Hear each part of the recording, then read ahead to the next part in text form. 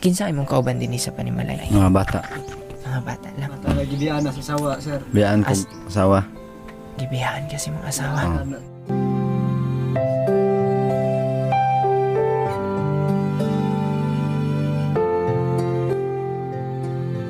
Siya po si Kuya Arsenio.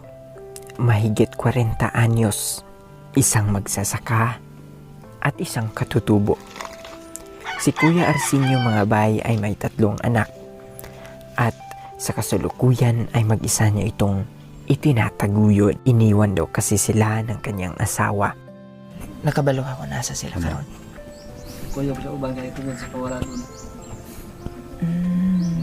Kwento ni Kuya Arsenio mga bay ay nagpaalam lang daw ang kanyang asawa na magtrabaho dahil sa sobrang hirap ng kanilang buhay sa bukid. Kaso mga bay, lumipas na lang daw ang mga buwan at hindi na raw ito nagparamdam sa kanyang pamilya. Hindi nila inakala mga bay na iniwan na pala sila ng kanyang asawa. Mas masaklap pa ay 7 buwan pa lamang ang kanilang bunso nang iwanan sila.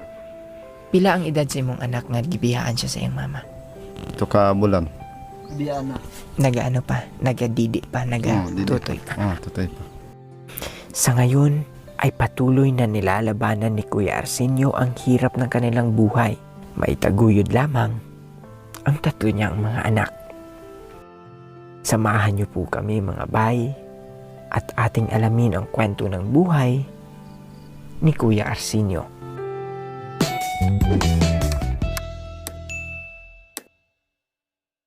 So good afternoon mga kababayan, andito po tayo ngayon sa IFE Village dito po sa Salasang, Arakan North, Cotabato. And meron po tayong nakilala na isang pamilya dito.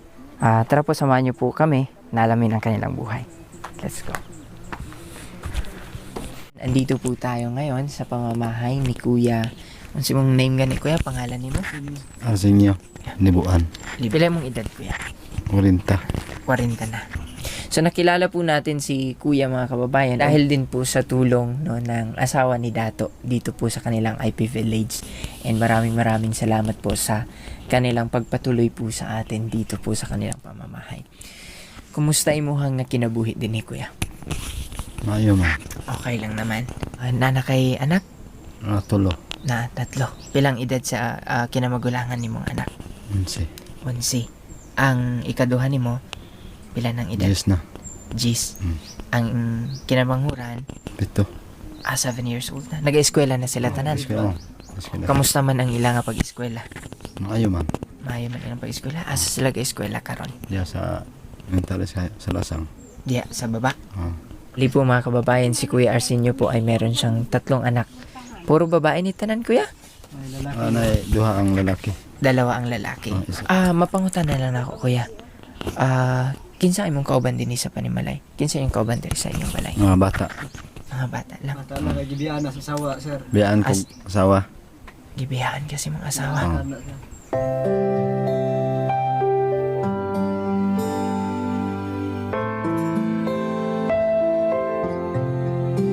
Kung 40 years old ka, pilang edad sa imong asawa?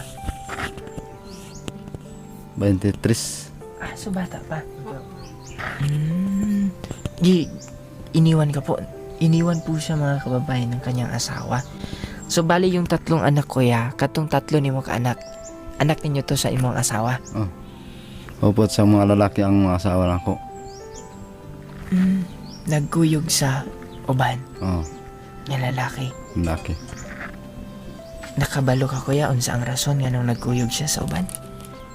Wala. Nakabalo ka kung nasa sila karon. Tungod siguro Wala sa pa kawalan kakabalo. mo, sir. Kuya sa ubang kaya tungod sa kawalan mo. So bali Kuya Arsenio, diri gihapon nagapuyo ang imong asawa dati. Diri nga balay. Di- Dito. So pagbali ninyo diri, kamo na lang sa imong mga anak. Dugay na ka nga gibiyaan sa imong asawa? Duga na. Pila na katuig? Ano makatuig? So matagal na. Wala kayo plano Kuya nga magminyo o wala ka nagkaminyo og usab? Okay po eh. So focus usa sa mga bata. Pupos na akong mga bata. Okay. So karon kuya, unsa ang imuhang trabaho kuya? Ano po yung Ma- trabaho niyo sa ngayon? Hagbas des ubos sa saging-saging, hornal, tapping. So bali, hurnalista. Ana. Naba kay kaugalingon nimo nga lupa kuya? Naa. Imuhang ginauma. Oh, Karon? des ubos. Unsay tanom na ato kuya karon? Saging, guma. Mataping nga na imong guma dito. Oh, Ang imong saging matubaan na. okay na. Ha? Tubaan na. Okay. Tundam. Very good. So maka-produce na og produkto kuya. Kadtong ang produkto nga imong makuha gikan sa imuhang pag-uma kuya. Magkasya ba o mag-igo ba para sa inyuha nga panginahanglanon dinhi sa tibok pamilya? Wala. Dili ra. Mm. Magkulang siya. Namimiss mo ba yung asawa mo? Mamingaw ba kasi imong asawa? Wala oy. Wala na. Wala na. Pero gahigog man ni may imong asawa. Oh, nanganan din yung higog ba asawa na to. Yeah. Tribo ka kuya, tama? Tribo ka. Unsa imuha nga tribo kuya? Nananon. Okay. So wala nimo siya giadto dito sa ilaha? Basig naa dito sa ilaha? Wala oy. Wala. Wala. Gipasagdan na lang po nimo. Oh. So, paano yung imuhang mga anak kuya, wala ba nila ginapangita ang ilahang mama? Wala. Pila ang edad sa imong anak nga gibiyaan siya sa iyong mama? 7 ka bulan. Bibiana. Nagaano pa? Nagadidi pa? Didi. Nagatutoy pa? Oh, tutoy pa. Siya. Gibiyaan niya ang bata. Unsang pananghid sa imong asawa paglakaw niya? Yun siya nga ang panatbaho sa ako kay pigado tanay. Kaya ta ayuhan. So bali, sinabi ng yung asawa na magtatrabaho daw po muna siya dahil sa sobrang hirap ng inyong buhay. No? Tungod sa kalisod sa inyo ang kinabuhi. Hmm. So nakapadala pa ba siya sa imo pagtrabaho niya? Wala. Wala na. Wala na. So kumbaga, hindi pala talaga trabaho yung hanap ng dati niyo pong asawa. So kumbaga dili jud ay trabaho ang iyang gipangita that time. Unsay imong gibati ato nga panahon kuya? Wala. Kay na mga bata. Wala kay gibati nga sakitan, Sakit. paghawa sa imong asawa? Oh. Sakitan ka. Sakitan kong gamay pero may nang uli ko dire. May nang. Pag uli ni mo diri wala na imong asawa. Pero sakit yun. Pinmiro mo gina dito pa. Sakit pa. Dire na. May nang. Aso nagbalhin ka. Asa mo dapit naga-star sa una? Asa mo dapit nagapuyo sa una? Ani. Bani nga ubos sa kinuyan. Kauban ni mo imong asawa dito sa bani. Oh. Ugangan ako dito. Okay. Tapos, dahil ilang taon na din ang nakalipas, bali, nag-transfer mo din Oh. Bali, lumipat po sila dito mga bay sa IP Village dito sa Salasang. Upang makalimutan na din kahit papano yung dating asawa. No? So, hangtod karon kaya wala na dyan kay balita sa iya. Wala. Paano kaya pag mangita ang imong mga anak sa iya? Unsa man ginaingon sa imong mga anak? Atuan na sa kuan sir. Atuan na yung asawa dali ang. Okay. Banggil mo ko ang mga anak ay gusto na. So binalikan siya ng gibalikan sa iyang asawa ang imong mga anak. Mm. Kay gusto niya kuha ng mga anak niya kay ang mga anak dili naman gusto sa iya. Kay nganong as mga asawa daw siya glaig nga. Biyan ang iyong ama. So ibig sabihin po kuya, nana joy asawa ang iyang. Una na, kaduha na nagbalhin ng I mean, asawa. nanay ba na ang imong asawa karon? Mm. Kaduha na nagbalhin ng yung bana. Nag-idis-idis gaba bana ba? Akaduha na. So kumbaga si kuya tapos na ikaduha, ang ikatatlo na karon. Oo. Katatlo na. Pero Di ba, kuya- Bragibian yapon to yan. Yapon katatlo. Bakit marami kayang mga babae no ang nagabiya sa ilang bana no? Kasi meron na din kaming kilala kuya na nanapod may mga kailan na mga banang bibiyaan sa asawa. Marami na kasi tayong nakilala mga kababayan na iniwan ng kanilang asawa. Tapos yung bana, ang asawang lalaki, ang nag-aalaga doon sa mga anak. Grabe no? So karon kuya pinaagi sa paghurnal nimo pamamagitan ng pagtatrabaho doon sa sakahan. Yun ang pinagkuhanan mo ng pambili ng lahat ng pangangailangan dito sa inyong bahay. Napamabuhin bugas karon. Wala. Wala na yun. Kanang tinuod. Wala gid. Bisag isa ka salmon, duha ka salmon. Kaya manghulamon ta ko. Manghiram sana ako. Wala na yun. Wala gid. Ang saan yung paniud to? Wala. Wala may paniud to. Ay kung panid to. Alas 12 na kasi mga bay. Hindi pa din kami nananghalian. Kayo din, wala pa'y pananghalian. Wala pa'y paniud to. Wala. Sure? Hmm. Asa mo magkuwag inyong kaunon? Sakto. Ha? Wala. Ay nay balinghoy. Balinghoy. Oh. Kinsa nagatag og balinghoy? Nay tanom na ko. Tanong No? niya. Sure ka wala kay paniud to? Wala.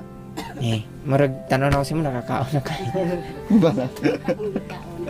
Sure ka kuya, wala ka pa ikaon? Kanang tinod kuya, Balinghoy. Kaon na ko. napakay balanghoy diha. Sa balay na nagkaon, sir. Kauban mi. Kaya siya nagluto. Ang pag-agi niya. So sa sa kapitbahay daw nananghalian si kuya. So paano kuya unyang hapon, unyang gabi unsa inyong kaunon sa mga bata? Ang itasan. Mangita pa ka. Oh.